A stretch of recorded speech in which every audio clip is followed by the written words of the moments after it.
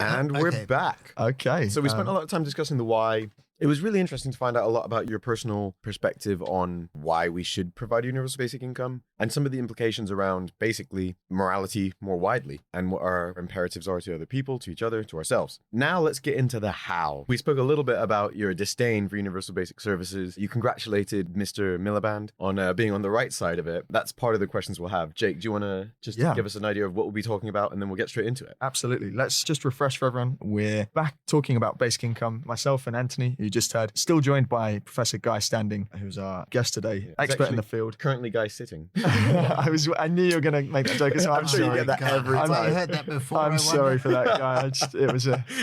It had to happen at some point. Much like basic income is hopefully an inevitability, so was that joke. I hope I never hear it again.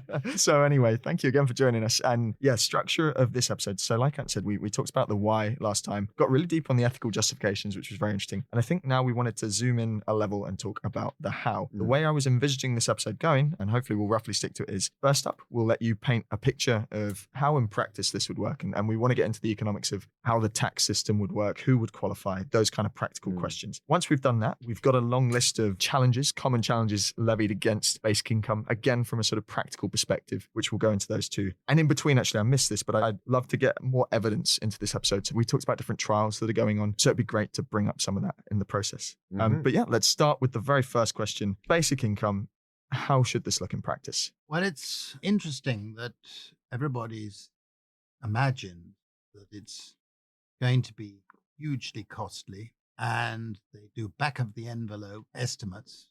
They put down population is 60 million, level of £100, add it all up, the percent of GDP. Oh, terrible. Have to be paid by increased taxes, etc. It won't work like that.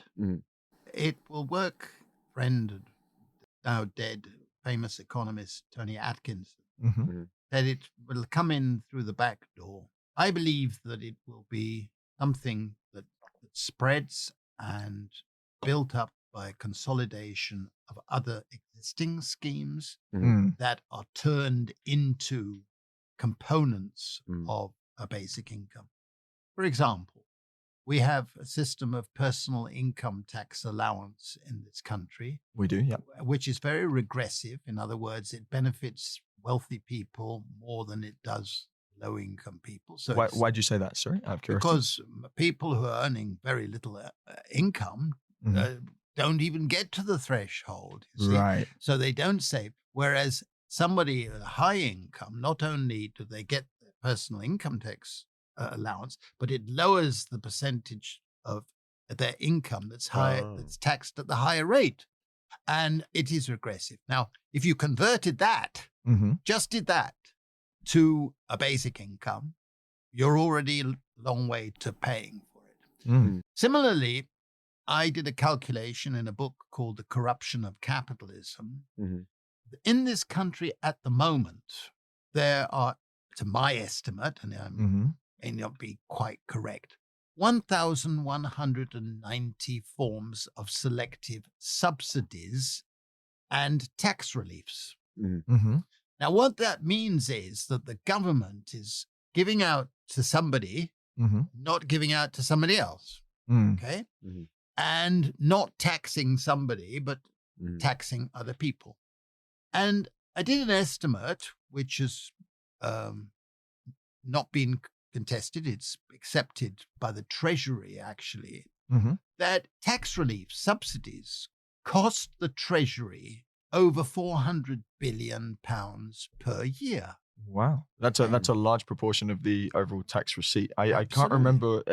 I guess just to benchmark these numbers, is $1 trillion close to being approximately the tax receipts in the UK? Yes, okay. We'll now, work with that. If that money was used to pay for a basic income, you've already got a very high level of basic income. Right? Now, as it happens... Wait, would you? Is that not only... What? No, that would work out to be.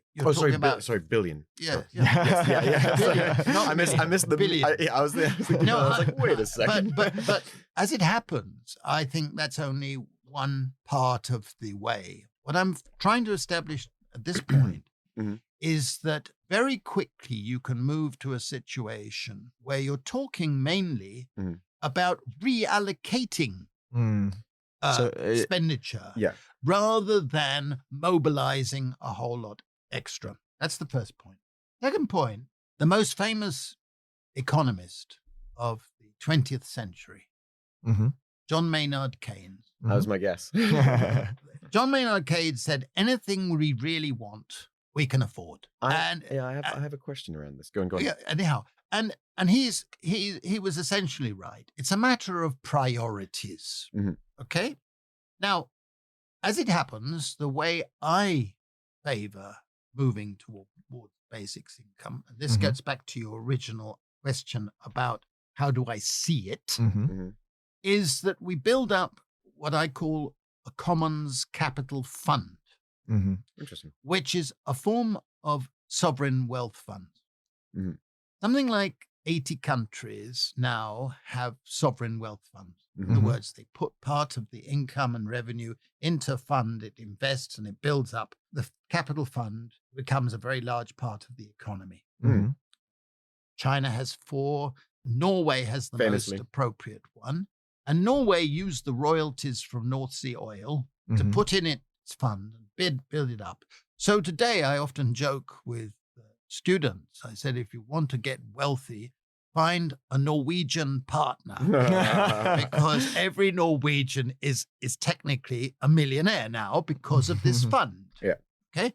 And I'm proposing that people who are benefiting from taking from our commons, Mhm. they would have to pay levies for that Into this benefit fund. that would go into the fund, which would be invested. Right. And then as it builds up, pay out dividends. Interesting. Now, this has a political advantage over other ways, Mhm. is that it creates a property right. Right. Mhm. You have a share of a common property right. Mhm. So the political right, political Mm. ideological sense, they have difficulty dealing with political Mm. property or Mm. property rights because they love property rights. They like to keep their property rights, which Yeah. they've inherited, etc.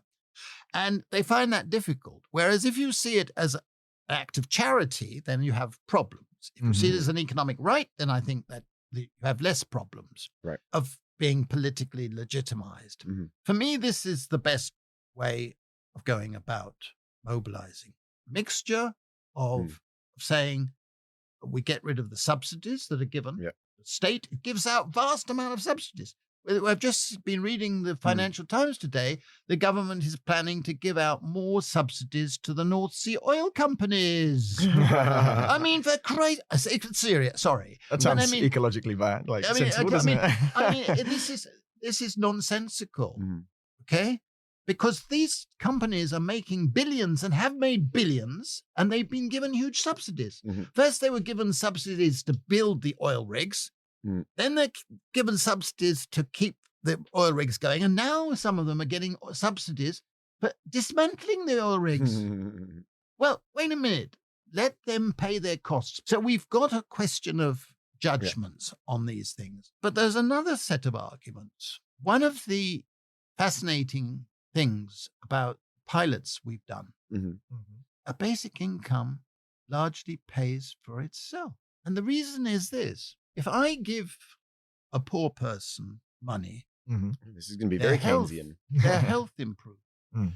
If their health improves, they make less use of scarce Public health services. services. There was a pilot done in Canada, That's the most famous one, I think. It Right? is, yeah. Manitoba, Mhm. which showed that when basic income was paid out, it reduced health problems, Mhm. particularly mental health problems, Mhm. and led to an 8% decline in hospitalization, Mhm. saving a huge amount. Yeah. That's one thing. Second, we found that when you give a whole community a basic income, Mhm. start investing more, they start spending it on basic needs, they start improving the infrastructure, and there's a multiplier effect. Yeah. Yeah. Okay. A multiplier effect so that when we've done experiments 2 years afterwards, the average income of the persons in that community is higher than the value of the extra basic income. Mhm. Yeah. There's a multiplier effect. So it starts to have feedback effects, Mhm. improved health, more successful schooling, more entrepreneurial drive with more energy of people taking risks. I imagine So it also starts to reduces pay for crime. itself. I imagine it also reduces crime because part of what we're talking about earlier Absolutely. is like when Absolutely. you can do more caring, that could also help with children's development and reduce the chances that first of all they're in a situation where they need to, but then secondly that they perhaps have had the kind of upbringing that would lead them to that sort of behavior. A couple of things I want to touch on. I want to say you are incredibly politically savvy. The way that you phrased it is in the parlance of existing frameworks, right? Where you're saying create this fund, you're saying allocating funds or justifying where you would be getting this money from. But then you also mentioned Keynes and you said anything we want to do, we can afford. I wanted to ask your view on modern monetary theory and whether that kind of plays into the way that you think about funding a UBI or whether that's something basically that you are, it sounds like from the Keynes quote that you are a proponent of. For those listening, modern monetary theory basically thinks that government spending, the way that we model or think about government spending is a bit backwards. The government can in effect afford whatever it wants because it prints the money. It's about then managing the money that's out in the economy in a responsible way afterwards to ensure that we avoid problems like excessive inflation. So the government can and does, print lots of money and put it into the economy in different ways. Is then just about taxing or restricting the use of that money or the flow of money such that inflation doesn't become crazy. Are you kind of a proponent of that view? No. Oh. No. I'm not a proponent of the most extreme versions Mhm. of modern monetary theory. I believe that governments must spend cautiously. Mhm. What I would say is that in recent decades, Mhm. particularly since 1997, when the Bank of England was made independent, Right. started with financial liberalization under Thatcher, Mhm. is that the finance, the money system, has been the tail that wags the economic dog. Such that today the value of financial assets is over 1,000% of our GDP. Mhm. So that financial wealth has been enormously increased. Mhm. And in a sense, the government, by abdicating monetary policy, I won't go into the complexities, Mhm. has allowed more and more any shock, like 2008 financial crisis, like Mhm. COVID, Mhm. they further pump money in Mhm. and it goes to the bankers. Mhm. I call them something else sometimes, but we'll leave it at that. And it goes to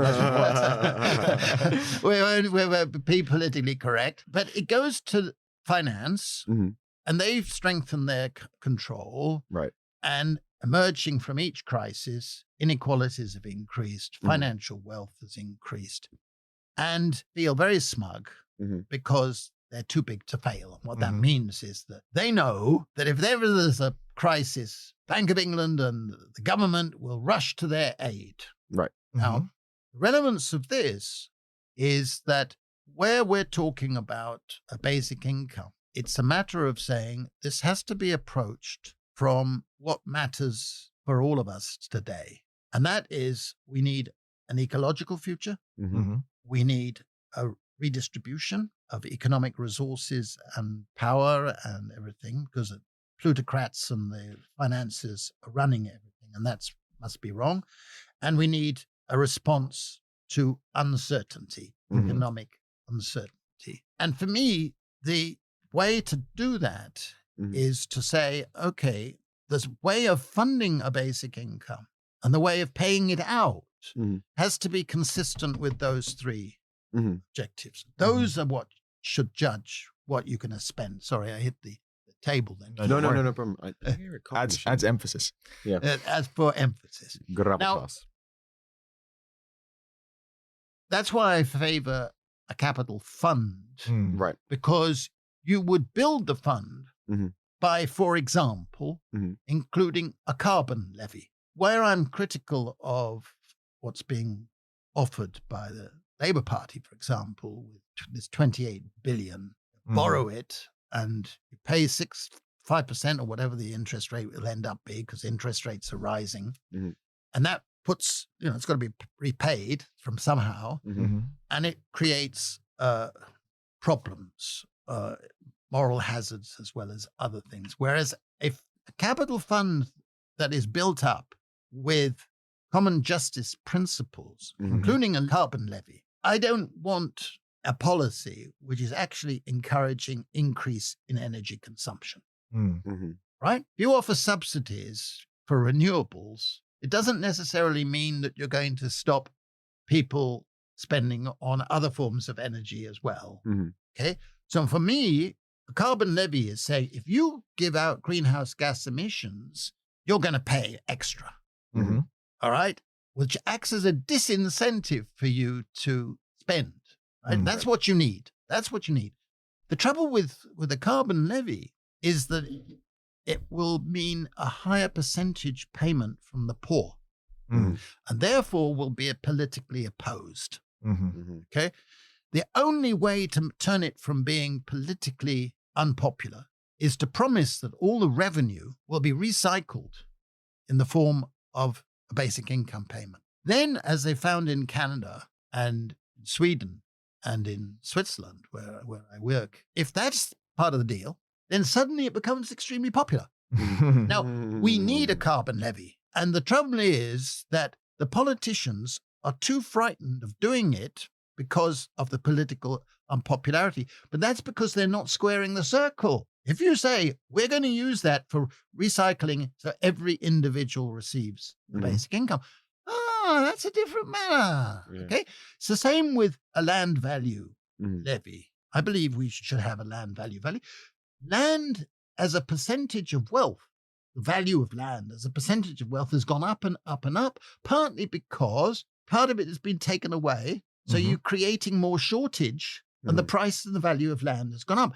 But it's nothing to do with the achievements of the landowners. It's because scarcity has been increased and housing problems, etc. So we need to have a levy system that reorients the income raising to discourage the things we want to discourage. Mm. Okay.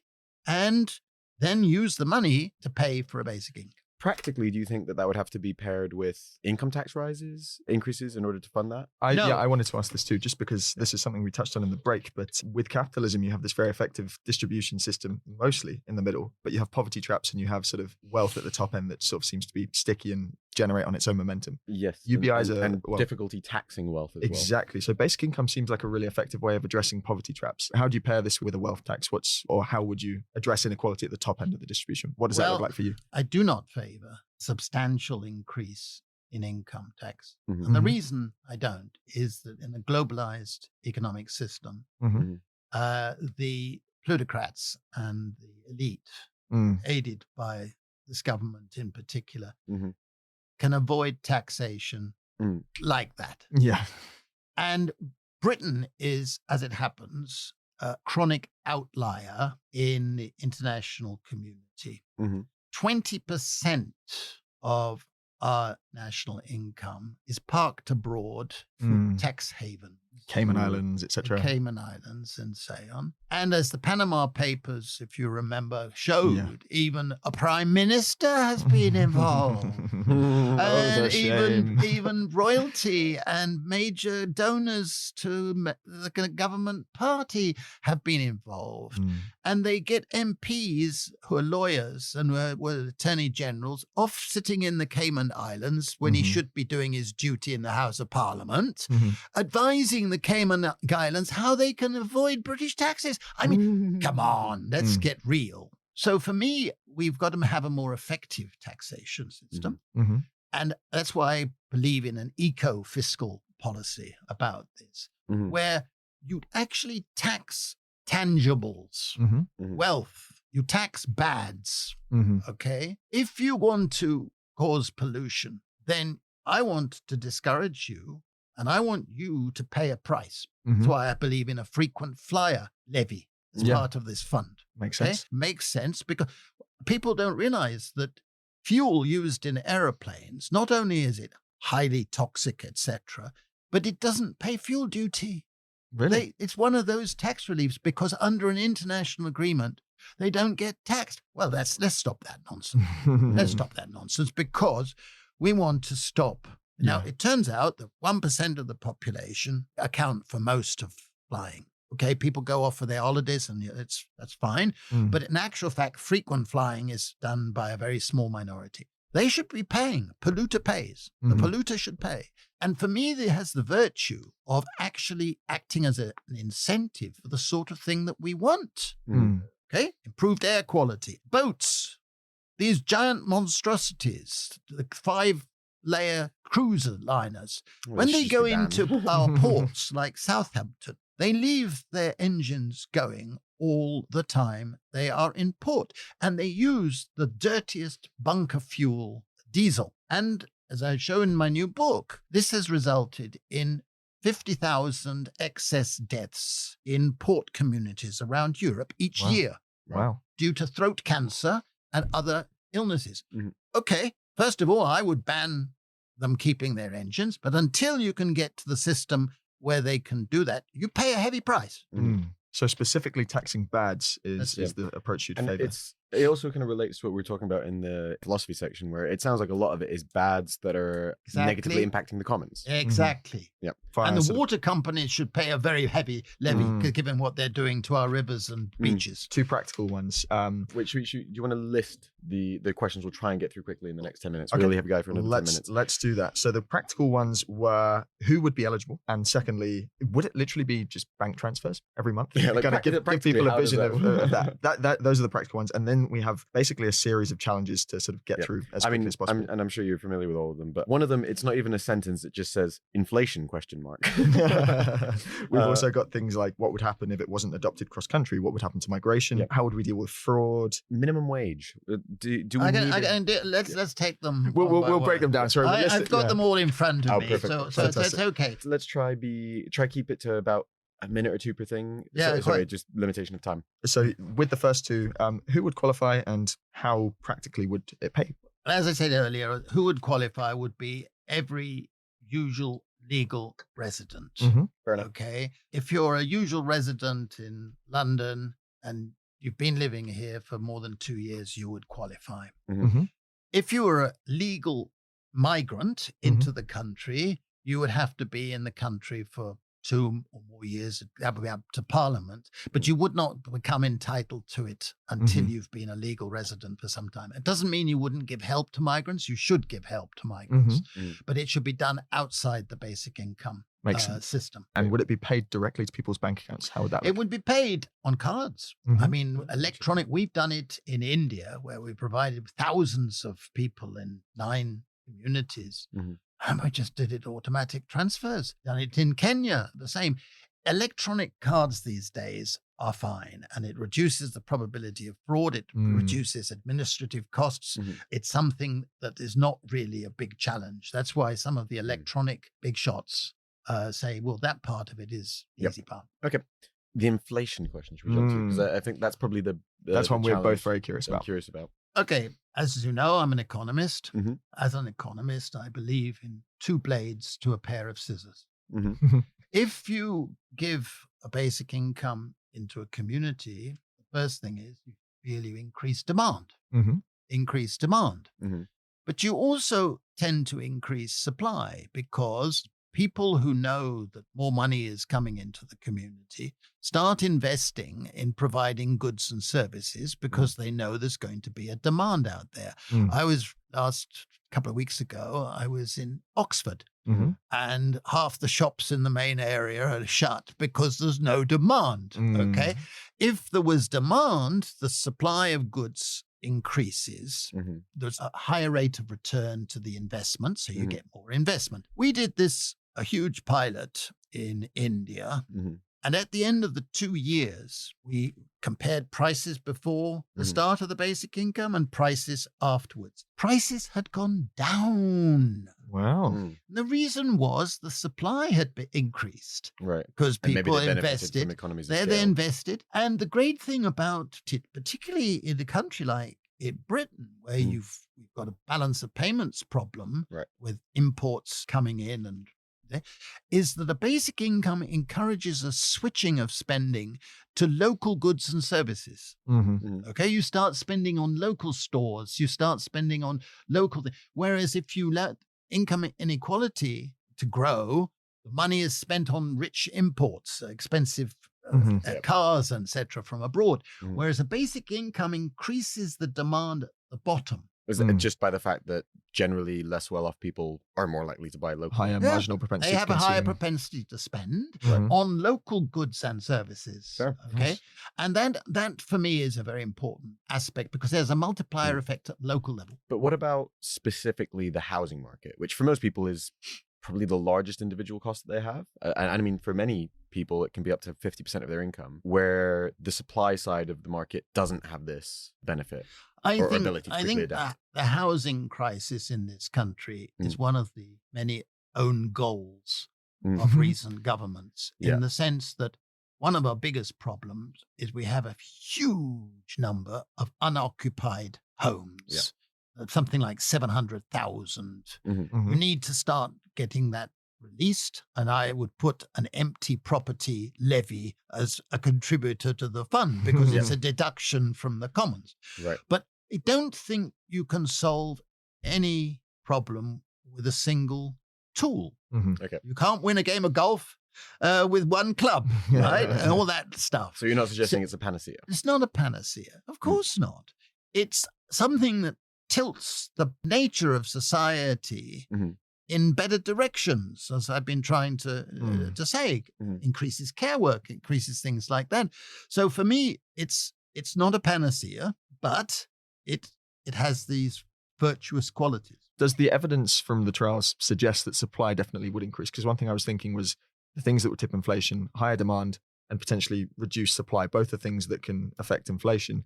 And if traditional counter-argument, it would just make people lazy, they wouldn't work, were to hold any water, you'd see rampant inflation because you'd have people with more money to spend and less people producing goods. But it sounds to me like the evidence is that actually you balance out the demand with increased supply. And does the trial evidence sort of bear that out? Well, you're talking to someone who's had the privilege to be able to put into practice on an experimental basis something in which he's believed. It doesn't happen to many of us, and for a lot of the time we don't get that opportunity. I've been involved in pilots in England, I'm in Wales at the moment, in Finland, in Kenya, in Namibia, in India, in Canada, in California. And there are lots of others going on. And one thing I can tell you is that in all of those pilots, it's resulted in an increase in work, not a decrease.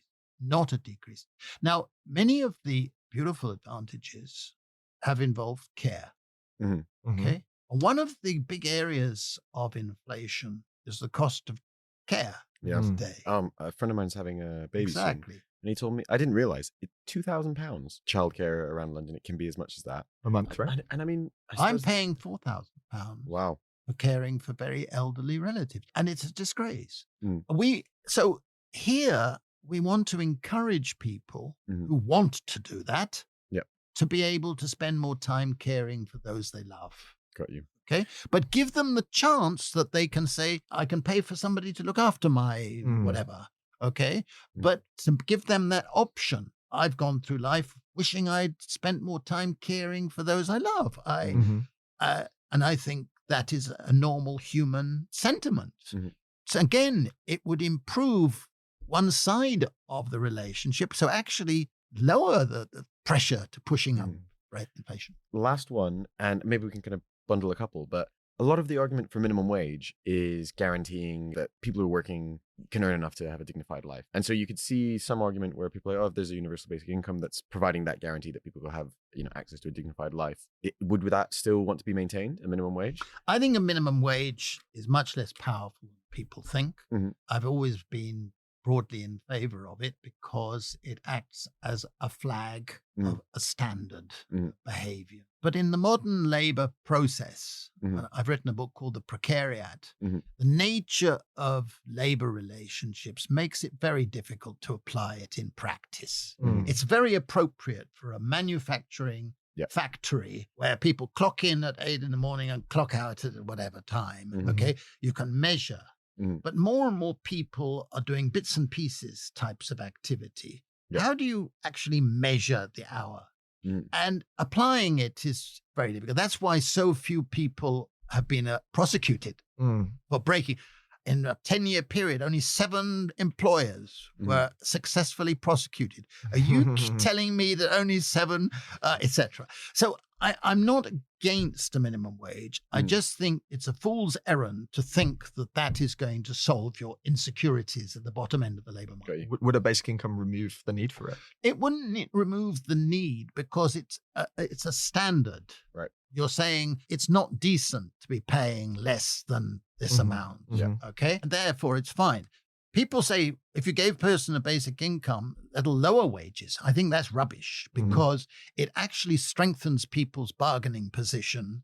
If they know that they're going to have enough money for their food tomorrow morning, they don't have to be so frightened of the boss. Yeah. So they say, hey, treat me decently, yeah? Otherwise I'm going to, etc. So I think people have got to start thinking of the behavioral dynamics. I think we're basically out of time. So if I could just ask you one closing question, when do you predict we'll see mass rollout of a policy like basic income in the UK to start? I think in the UK, we will find that the next round of government changes, they will try and prop up universal credit. It will be shown increasingly how odious and unfair and failing to respect any common law principles this is. And we could have within 5 years a basic income in this country. I believe by then other countries that are experimenting at the moment will have done so. And I'm pretty confident that we're going to demand it.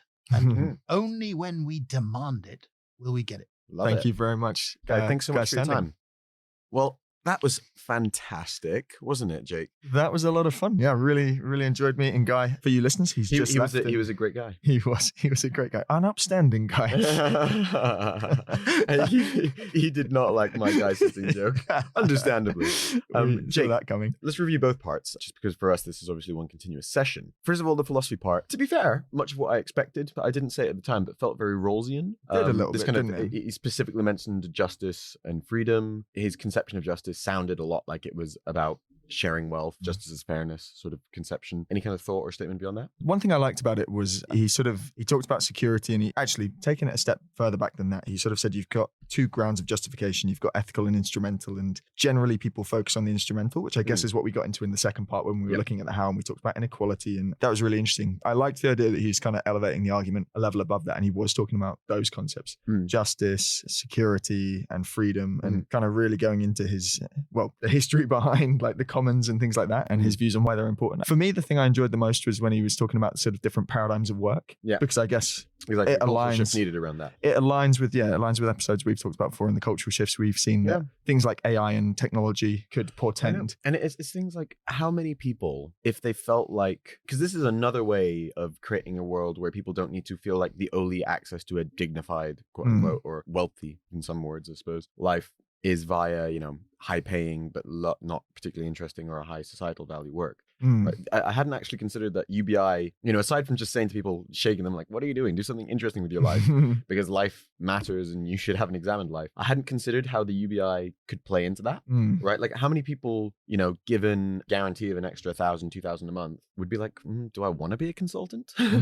Could just make better decisions. One thing I didn't get to ask him, but kind of wanted to, was when you have trials, obviously there's maybe a tiny bit of a Hawthorne effect in play. The Hawthorne effect being that the subjects of experiments, when they know they're being observed, possibly alter their behavior because they're being observed. And that's not exactly what I mean. I'm talking about the fact that when you're in a limited trial, you maybe feel a little bit special. And so you're like, oh, how should I use this? If this applied to everyone, and building on your question, I wonder if people would still have those same aspirations, or would someone become a consultant and be like, I still want to become super rich? Or would you say, actually, I've got enough? And does it change those incentives, or do things like greed still play into people's decisions? I think they're fundamental human desires, right?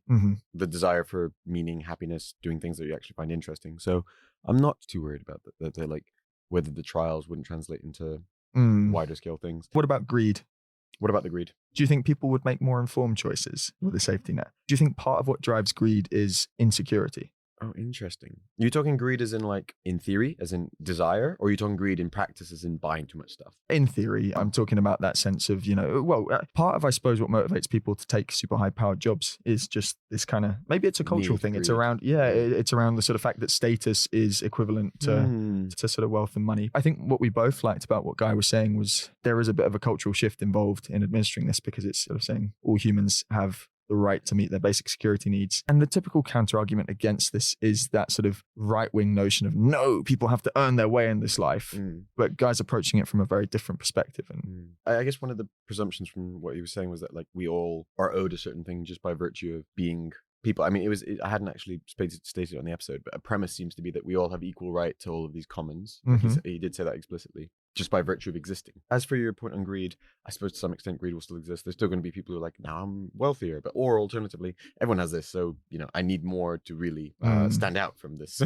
It is interesting, and I suppose part of that is tempered by how you apply these taxes. And he was talking about taxing bads at the wealthy end. I like that idea. That's now leaning into the sort of how part of the episode, but I really like the idea that basic income kind of avoids poverty traps, and economically that seems pretty sound. Yep. But then you need a sort of array of taxes on the other end of the spectrum. Yeah, I think quickly back to the why, sorry. Sure. One thing I neglected that was very interesting was, like I said, it's very rare that you find someone whose life's work is focused on an individual policy. And that policy actually can quite comfortably fit into quite a range of ideologies. Because like you said, like say you're an anarchist. I mean, it's not exactly dismantling the state, but like, you could be like, hey, give a UBI, and that justifies dismantling a lot of the state. Say you're an authoritarian and a socialist, pretty obviously you can see how UBI would fit into something like that. Say you're a Marxist, you can see that. It's interesting. I don't know many people who have taken that approach where like, rather than being a I don't know, prominent part of some ideology or school, they really are just focused on this one individual policy, and they don't mind what your lean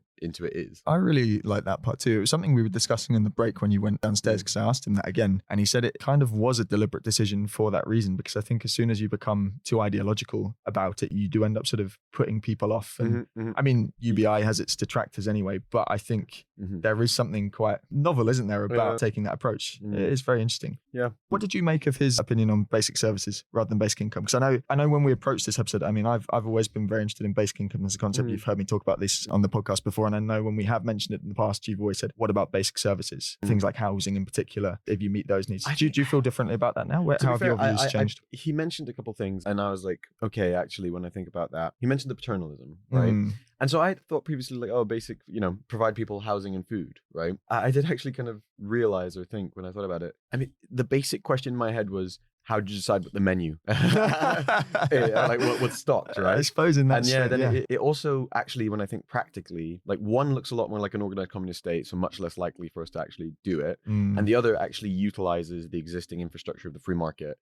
My main concern with UBI was inflation, but to be fair, I guess maybe it's like you said, it's not a panacea. I kind of realized, I thought like, oh, UBI, but wouldn't that ruin the housing market or whatever? And what he said, he didn't say this, but it kind of made me think it. What he said was kind of to the effect of, the housing market is already kind of broken. We need to do that anyway, right? It's interesting, just a reminder, like, look, this is a policy, not the policy. And I think maybe it gets, even in my mind, it gets this bad rap because people are thinking about it as like the thing that'll fix everything. And another thing that we didn't get to talk about, which I guess relates, is the welfare state, because something that's a common criticism, but also a common justification, is that basic income would massively simplify the welfare state. And I guess critics say it would do away with it, and proponents say, no, it would actually just simplify it. And Guy mentioned that too. A lot of subsidies and a lot of policies that we have could really be simplified and boiled down into a basic income situation. I mean, I think I kind of agree with that. But I think something he touched upon, and I don't think we talked about much, was it wouldn't remove elements of welfare. I know he talks in his book about, you wouldn't remove disability benefits just because there's a basic income. You'd still want to provide extra care for people in those situations. The same with migrants. He said, they wouldn't necessarily qualify straight away, but you'd still want to provide some element of support to those people. It wouldn't be an excuse not to do those things. And I guess that ties in with his view on justice. So that seems coherent to me. Did you have any opinions on that? Would you agree with that?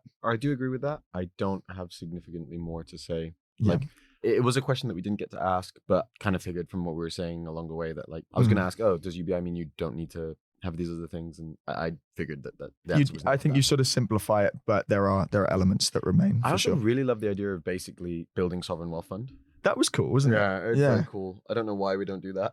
Yeah. No, I liked that too. It's funny how I totally misread him on modern monetary theory, but maybe I just don't know enough about it. Maybe there's some people who have some weird conclusions they draw from it. Mm. I just think of it as like the system where how we think about money is a little bit backwards. Like Mhm. when he said that quote from Keynes, it sounded very Yeah, in his- that direction. His answer, if I understood him correctly, was he was saying it's more a question of political will than Yeah. anything else, right? It's the notion that you can gather enough money for anything and maybe there's an opportunity cost. But it was, do you think his point there was more political than sort of economic in that respect? Yeah, I think that's how he meant it. Yeah.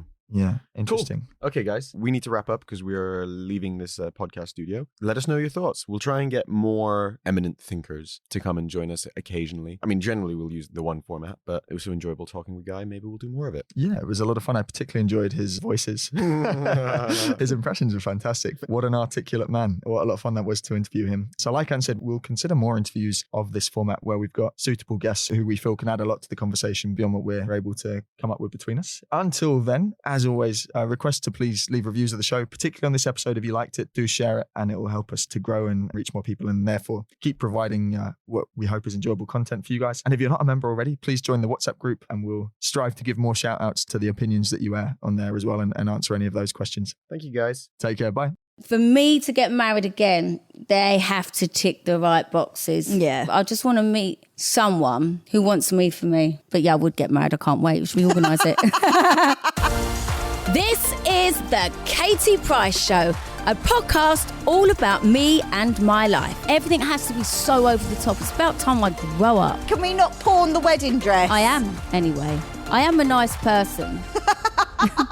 Just search for the Katie Price Show. New episodes out every Thursday.